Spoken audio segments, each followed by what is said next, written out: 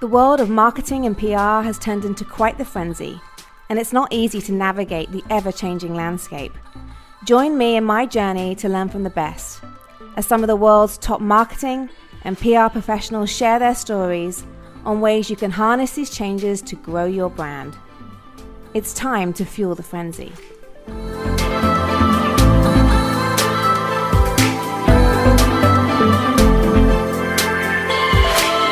Okay, so it's fantastic to be back on Fuel the Frenzy podcast. Thank you to our listeners and to our watchers on Facebook Live for joining us today. And I have a guest who is, sorry, Sangram, to say this, you're a little bit of a celebrity. I mean, we all know Sangram in Atlanta. Sangram Vajre from CMO of Terminus. Welcome, Sangram. Thank you so much. How are you doing? I'm very good, thank you. And it's your birthday.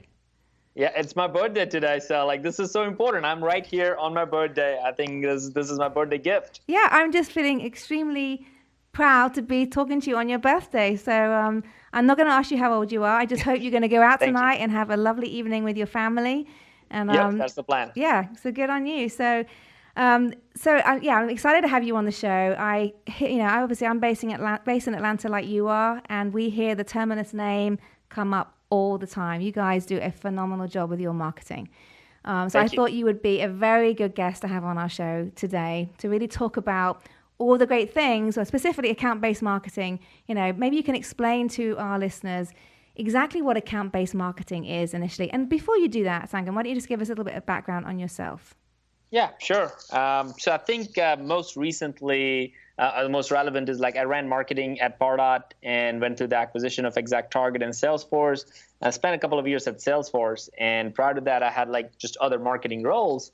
And one thing I realized all along is that there's this gap between marketing and sales that is all about who gets the credit for when a deal is closed. Mm-hmm. And it kind of bothered me quite a bit because it's every time a deal is closed, marketing is going around trying to figure out was it sourced by their efforts, and everybody should be excited because the revenue is growing, the company's getting bigger.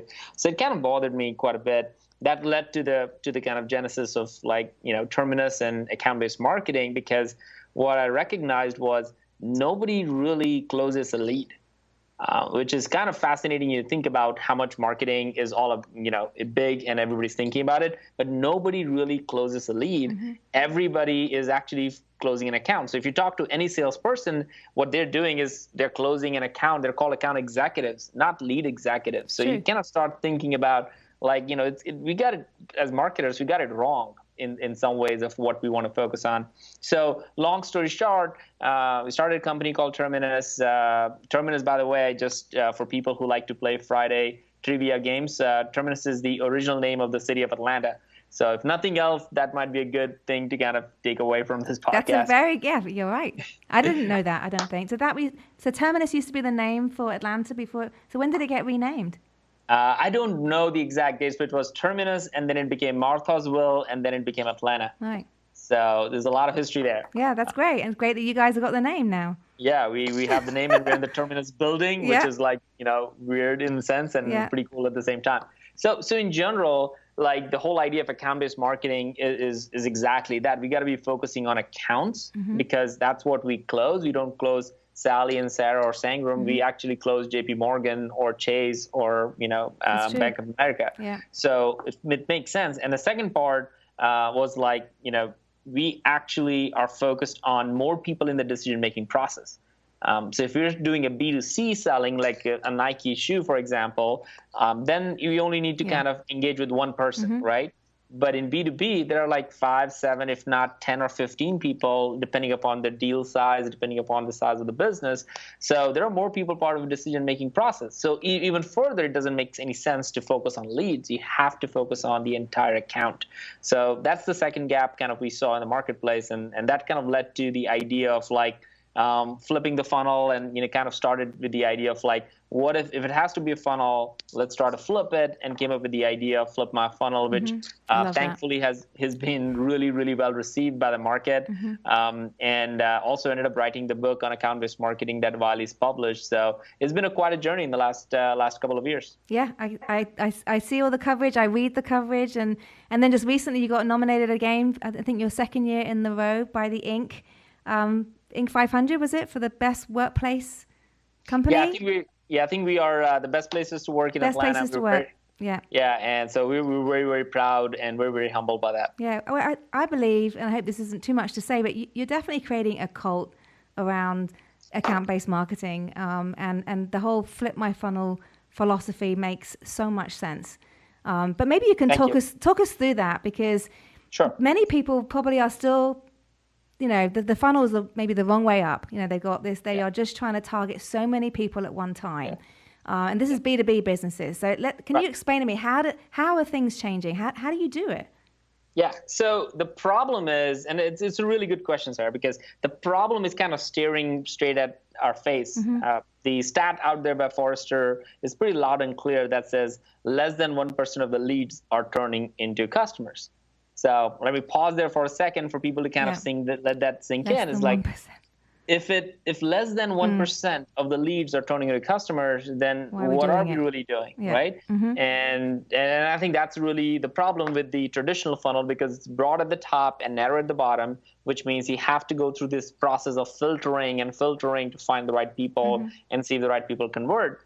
And the idea with Flip Funnel was that, well, it has to be a funnel. Let's come up with that. And it's a long story. I was sitting in a plane and was like between two drunk people and all that. It was amazing what can happen in between two drunk people. It's crazy, right? And 10,000 feet above the waters. But I kind of flipped it. And the first stage is identify, which is that if you're in B2B, there are enough technologies out there for you to be able to figure out which companies you should target. If you don't know that, I think we all need to kind of take a step back and get that right first. Because if you do, then there are tools like Salesloft Navigator, Datamize, Discover.org, that tons and tons of technologies today that will literally spit out a list of companies that you feel is your target list of companies. So it's no longer a secret. It's out there. It's like Yellow Pages. The second part, this is where we missed out, is the expansion phase, which is, a minute ago I was talking about that there are more people in the decision-making process. So what you need is not more leads, but more people in the same account that can influence the deal. Right. And that's what the second step is, which is expansion. The third step is engaging people. So hang on, just to make sure I understand. Sure. So first of all, you're identifying, maybe it's just kind of one person. Maybe if you're selling a large technology solution, you identify whether it's the CTO or head of IT, but then you start to think about, well, who is he influenced by? Is that right? Right. Okay. Yeah, so the first step is really the account. Okay. So you identify the name of the company. Okay. So let's just say you're going after JP Morgan and saying that's the company. Yeah. And then let's say you're selling an IT solution to their, IT staff out there, but then it's such a big deal that procurement is involved, legal is involved, maybe customer success is involved in it. So now all of these functions need to be aware of your brand and to influence them. So that's the expansion, is like expanding within JP Morgan, so to speak. And then the third step is engaging people on their terms. Today, we still are focusing on emails as the primary way of communicating and emailing. But the chances are that most CEOs, executives, and all the legal and procurement functions that you want to influence at JP Morgan, they're all not going to respond to your email, or it will be a spam if you did that. And you may not even have all of their email addresses. So how do you get in front of all of them, right? So, and then on top of that, you may not be engaging with them on their terms, right? You may be just sending them emails, but maybe some are on social media, maybe some are more on YouTube and watch videos, and maybe some are on news websites and whatnot. So how do you get your message in front of them where they are, as opposed to where you are, which is a very, very different kind of philosophically different way. So no longer an insular perspective of, well, I'm here and I'm going to send them a message. What do my customers want? What do my prospects want? Where are they spending their time? Exactly, keeping customer ahead of it. And then the last one, which is my personal favorite, which is around advocacy. Right, is like one thing, Sarah, I learned in the process of doing Flip My Funnel, and as we start building the company, is that you can create advocates way before they become your customer. And that's not something I understood before. I always thought that you got to sell the deal, close the deal, make them happy, and then they become your customer. Advocates, yeah. And then they become advocates, hopefully, right? Mm-hmm. But if you're focused on the problem and you're passionate about it, and you are really creating messaging and communicating with them with empathy and on their terms so that they appreciate it and respect it, they will be your advocates, even if they're not able to buy your product. Maybe the timing is not right, or maybe it costs more or whatnot. But they will be talking about you at bars and at parties and at dinners and breakfast and whatnot. And that's what you want. You want to make sure that you have a really amazing set of accounts that you know are your best fit, are talking about you. So when they're ready, they're going to turn to you. Yeah. So that's kind of the 4 stages. That's very, very, very clever. And how long has Terminus been operating for now? Several years? About 3 years. 3 years, okay. And I mean, I hear of many successes happening of clients that you're servicing who are using the Terminus platform. Can you share with us the type of results some of your clients are seeing? Yeah, absolutely. So I would kind of bucket them into like 3 different kind of use cases, so that people kind of get a feel for how broad ABM is. Because I think a lot of people think like ABM is all about like demand generation, because that's the marketing automation world that everybody comes from. Yeah. So like 3 different use cases. The first is the standard one, which is demand generation. We see our customers do this incredible strategy of warming up the accounts before the salespeople actually take the time to call them. So for example, our customers will come up with a list of, let's say, 50 accounts and say, we are going to go after these 50 accounts this month. Then they will run Terminus ads on it and essentially warm up that account. So the legal department, the procurement department, the CEO, the executive suite, everybody is now familiar with your brand for about 2-3 weeks. So when the salesperson calls into that account, there's some familiarity of your brand with them, and there's some halo effect of that. And then what they're seeing in terms of results is they're getting a higher demo ratios and higher opportunity ratio from it, high response ratio for their email responses. So it's really a way of creating awareness, but in a very, very targeted way. And that's really helps from a demand generation perspective. But even more interesting and exciting is the pipeline velocity. The what? Repeat that for me. Pipeline velocity. Pipeline velocity. Okay. Yeah. Okay. So it's really, most companies, as soon as they have leads turn into opportunities, they give it to sales team and says, sales team, you got the opportunity, you got to close it. It's up to you. But I think that's where the most opportunity is, because those accounts, you as a marketer have spent so much money and time and energy on getting those, right? So you worked hard and paid money for it. So you better see that through. And 2, you're vested in it, right? And 2, that person has raised their hand and said that I'm in the market and I want to buy something, and I'm going to buy from you or I'm going to buy from your competitor.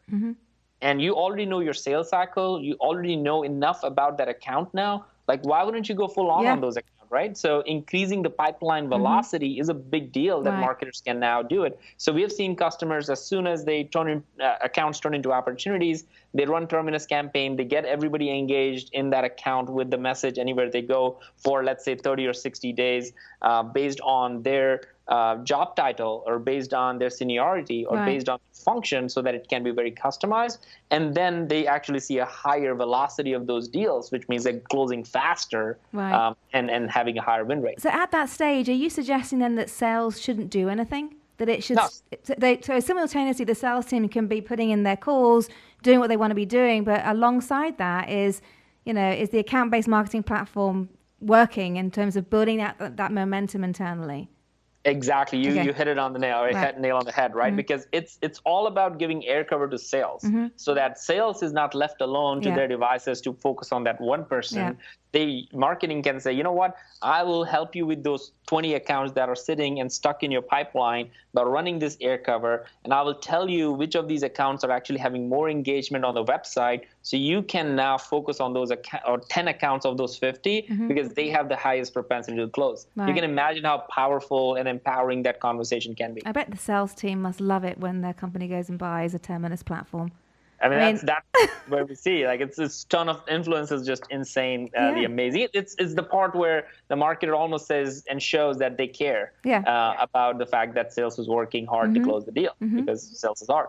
And the last one is, which is very interesting, and we didn't think about it until our customers start doing it. So we learned this from our customers, is the upsell cross-sell campaign or adoption campaign. So there are tons of companies out there where their 80% of the revenue comes from 20% of their customers, right? In that case, they don't need to boil the ocean and go to everybody out there in the marketplace. They know that their customers is what's going to give them more revenue. So they already have the list of accounts that they want to go after, but they now want to go to different business units within that account. So example, like they sold to a business unit in GE, and now there are 20 other business units that they want to sell to. So they have all the information. They have almost a case study from GE itself to sell to other business units. So why not go all in? So we're seeing our customers run a ton of upsell and cross-sell campaign using the same platform. So the reason I went through all those three examples is because it's so much bigger, where marketing is actually going to have so much more influence over the entire customer journey as opposed to just demand generation. And I think that's a very, very exciting thing. So from a marketer's point of view, when you think about the account-based model, how important is content within that process? I mean, I'm assuming content is still very, very important, and message. I mean, so how deep does the content get? Are you sharing content through the platform? Yeah, that's a great question. I think content is obviously very important from a messaging perspective, but I think content in the right context is way more important.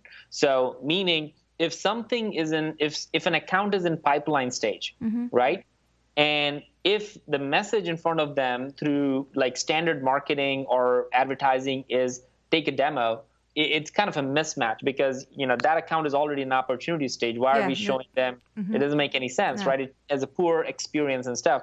So what we see through our platform, or our customers are able to do, is that based on where the customer is in their buying journey, they're able to customize the message to them. So what they're seeing is that the message is actually getting more engaged and more value out of it, because it's really relevant to the stage that they're in the buying journey. So they're no longer doing an ad or a comment or a white paper that's more top of the funnel. So now they're showing to the company that they are reaching out to the right kind of content, which is helping them advance in their sales process. So again, does the platform is smart enough to know what stage that customer is at in that buyer's journey? Okay, and you just got to make sure, I'm assuming, as the Terminus client, that you've got enough content lined up to be able to handle this.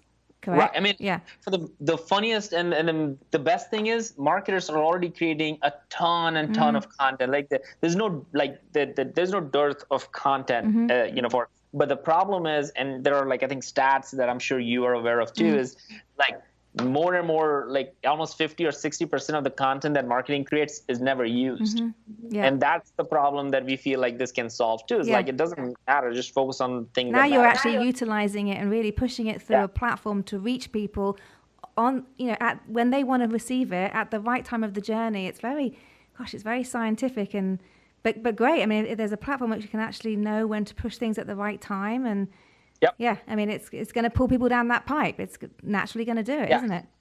It's really helps kind of, I really take it at a much higher level and think about that it's about the experience that you want to provide to your customers. And since we all care about that experience, we should really care about what messages are in front of them and when they are. And if you can control that, which is really hard to do, if you can, then you have an upper advantage over any other competitor in the marketplace at that same given time when they're trying to sell and close the deal.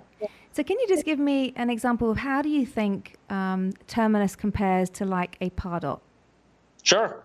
Yeah, so I look at it, I'll go even further. I look at it as like the building blocks, right? So I think every company needs to be doing inbound, which is writing blogs and having a website and demo form and all that stuff, right? And then through that, you create enough content and generate leads. Marketing automation sits on top of it because that's where you can do all the things at scale, like a webinar or email newsletter or any blast that you need to do.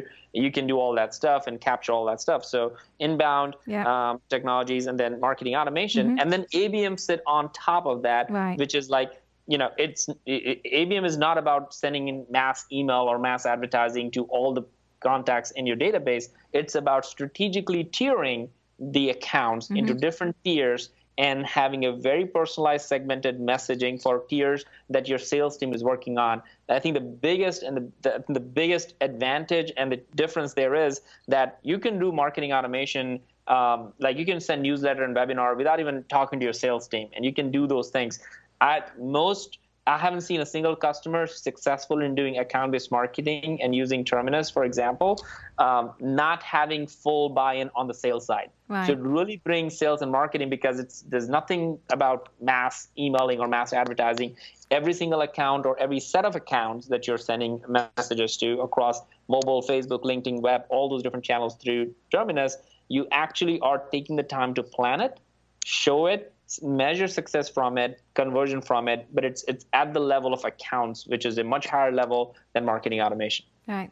That's very, very good. I love hearing the process, and it's so good to hear that so many people have invested in, the likes of the Pod or the Marketo, and to feel like there's still a really great, value those tools still need to be used, but this is another layer to it, and obviously very much an account-based layer.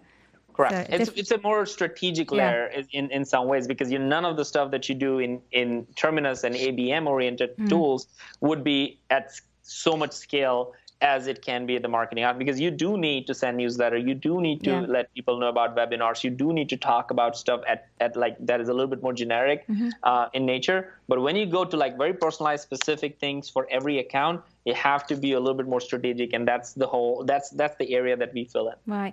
So what type of company do you think could benefit from the Terminus platform? What size of company? I mean, how sophisticated do they need to be in terms of number of salespeople or strength of the marketing team? Can you give us a sense of that?